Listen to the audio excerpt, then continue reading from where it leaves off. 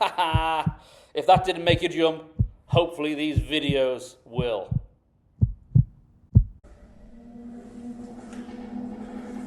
I came across something that was really cool, and I feel like it sets this house apart. The reason why I'm just not founding this crawl space is because of this drywall. The owner, she had this drywall covering the crawl space. That's not the cool thing about it. And I want y'all to check this out.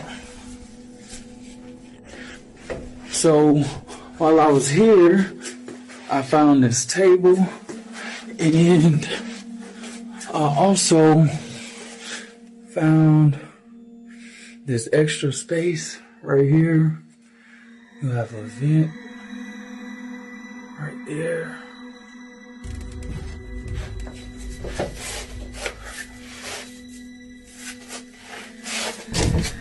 I think I just heard some footsteps.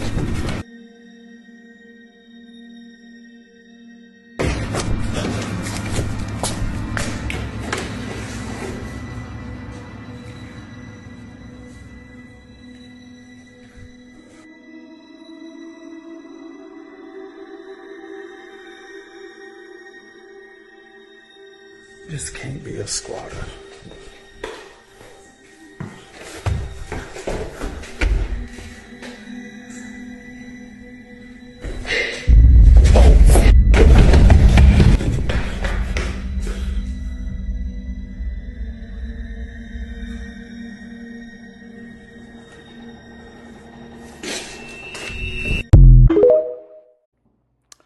Yeah, very creepy. Seems real. What do you think?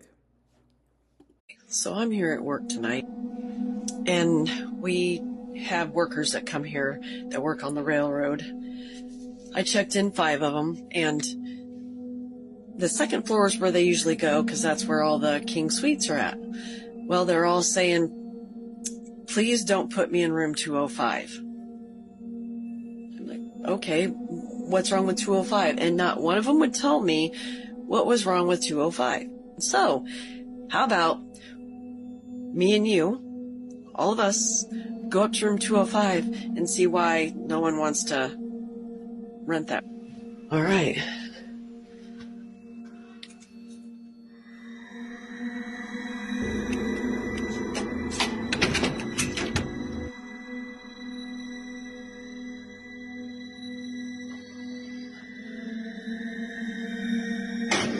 It's like really cold in here though.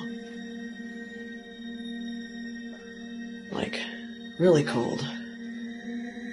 And the air's not even on. I mean, I don't see anything. So maybe we can sit. Yeah, the air and stuff's not on. Maybe sit in the dark. See if we can hear something. I don't know. I don't know what else to do. I'm gonna probably lose all my views or my people watching, but okay, let's do this.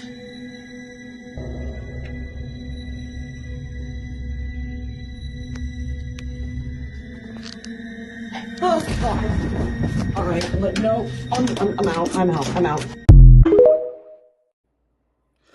I've heard of this hotel room before. No way I'd stay there.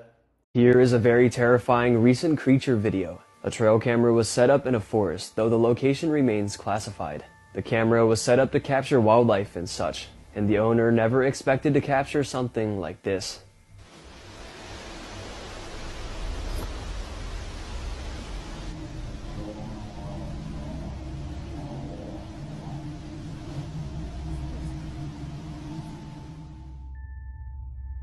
At first the video seems normal, just videoing the forest with a stream flowing by. But then something emerges from behind the rock. It crawls up on the rock on all fours and looks around. The creature has the body of a human, but something seems terribly off. The way it moves, looks around, its skinniness and paleness, it's completely wrong. This can't be a human. Many people quickly pointed out the creature resembles the cryptid called the Rake. A pale, emaciated humanoid that looks just like this.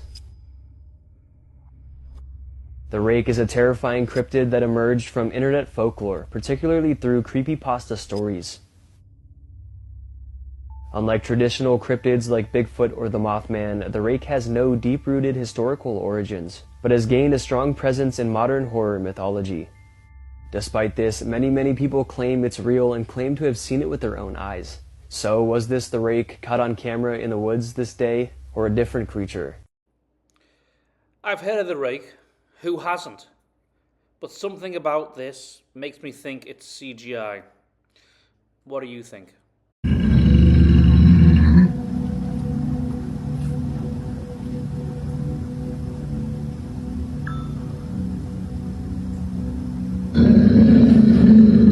Rocks, but then it stops on its own when I come outside. Let's see if I could get it on camera. There's like no wind. That's I know, Blue, someone's there. Cookie! Good job. What are you doing? Come here. What are you doing? Oh, don't fucking do that. What the fuck is the Autumn? I swear to God! You see him, and something's been spooking him. He's jumping around. This dude. What are you seeing? See, so listen, we gotta do.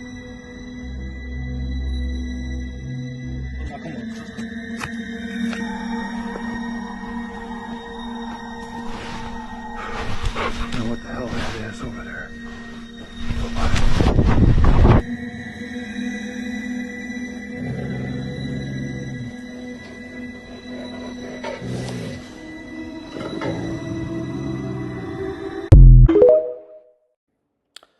As a dog lover, I know that they sense more than we sense.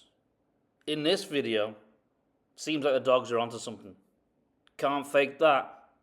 Always listen to your pup. I was 9 years old when this happened. For whatever reason, I was home alone one night, so I was playing video games upstairs in my room. I wasn't allowed to answer the door to anyone when I was home alone. Whenever I was left alone, it wasn't for long. My mom would just be out grocery shopping or something like that. I was playing Metroid Prime on my GameCube. I used to be obsessed with that game. I heard the house phone downstairs start to ring. My mom always told me to pick up the phone if it rang, in case it was her calling. So I hurried downstairs, and by maybe the fourth ring, I picked up. The caller ID was from my mom's cell phone. She said, "Sweetie, can you come outside and help with the groceries?" I replied, "Mom?" She said back, "Yes." I felt like something sounded off with her voice. You obviously know your own mom's voice, and so even at such a young age, when I was questioning why it didn't sound like her, I said, "Why do you sound like that?" She replied, "Like what, sweetie?" And I hung up. My mom would never use the word sweetie like that, especially twice in a matter of seconds. The phone rang again, and my mom's number came up on the caller ID again. I ignored it. For some reason, my heart was racing. I was nervous. I sat in the kitchen, waiting to see if the phone would ring a third time, and it did. It took a couple minutes before the third ringing, but when I checked the caller ID, this time it was a different number. I picked up, and a man's voice on the other end said, "Hey James, I know this is gonna sound weird, but it's your dad. I'm outside." All I could mutter out was a weak, "What?" The man said, "I'm outside. I have a lot to explain." I hung up right then and there. My suspicion was in fact true that the first voice I heard was not my mom's. The phone rang again, and then again after that. I ignored it each time. I couldn't even call my mom because someone clearly had her phone. Then things took a turn for the worse when there were knocks at the front door. This went from a "someone has my mom's phone" situation to a "someone is outside the house" situation. My mom would not be knocking on the door. She'd have a key, obviously. I peered around the wall of the kitchen to look at the front door. I heard a man's muffled voice on the other side saying my name. He was saying, "It's your dad." He rang the doorbell, and then I heard him start attempting to open the door. I did something that no 9-year-old should ever have to do, and that was grabbing the phone and calling 911. The 911 operator asked me what I imagined to be some pretty standard questions, most importantly telling me to wait in a bathroom or other room with a lockable door until the police get there. The bathroom is on the first floor of the house. I hid in there with the lights off. Whoever was outside came to the window and tried pulling it open. I heard their entire struggle. Then they must have moved to the next window. I think they tried every window and door in the house. If anything were to have been unlocked, this story would have had a very different outcome. They must have given up at some point before the police arrived. And I say they because clearly there were two people involved in this, a man and a woman. They both could have been out there for all I know. The operator told me that the police are at the front door now and it's safe to go meet them there. Only when I opened the door to the police was when I hung up the phone. They did a quick investigation inside and outside of the house and asked me where my mom was supposed to be and if my mom knew anyone who might want to hurt us. I'm sure I said I thought she was grocery shopping or something, and not that I know of. My mom returned home with my little sister in a panic when she saw the police cars out front. My mom's phone was stolen, which was already clear. I'm sure that our address, home phone number, and other personal information was stored somewhere on the phone, easily accessible, though how they knew my name, I'm not exactly sure. Something on my mom's phone must have given it away. It was an old Nokia flip phone. Who stole it was a mystery. But my mom's phone background was a picture of her with my little sister and I. This could have been an indication to some disgusting, creepy couple out there that the owner of this phone was a single mom with 2 young kids, and they tried to use that as a way of tricking me into leaving the house, which is absolutely disgusting and horrific. The phone must have been destroyed after the failed attempts at trying to lure me outside. Things were a little different after this. My mom wouldn't leave me alone anymore at night. Not until I was a few years older, at least. Things like this probably happen more than we know. It's a scary story. Moral of the story, don't lose your phone and don't leave your kids home alone at night. This dude's actually just sat like he's talking to someone, but his brother's downstairs. I'm here. Who are you talking to? Edward. Who's Edward? Is that there? Nope.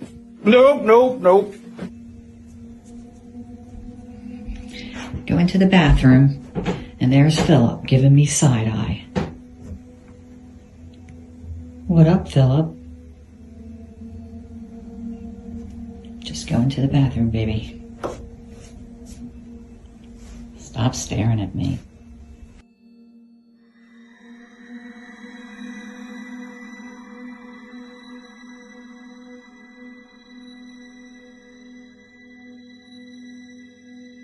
Okay, let's see if I can get a video of this discovery. I need it to focus though. Focus though. Good video. Not a fan of little Philip though. You ain't Johnny. Your daddy is Skywalker.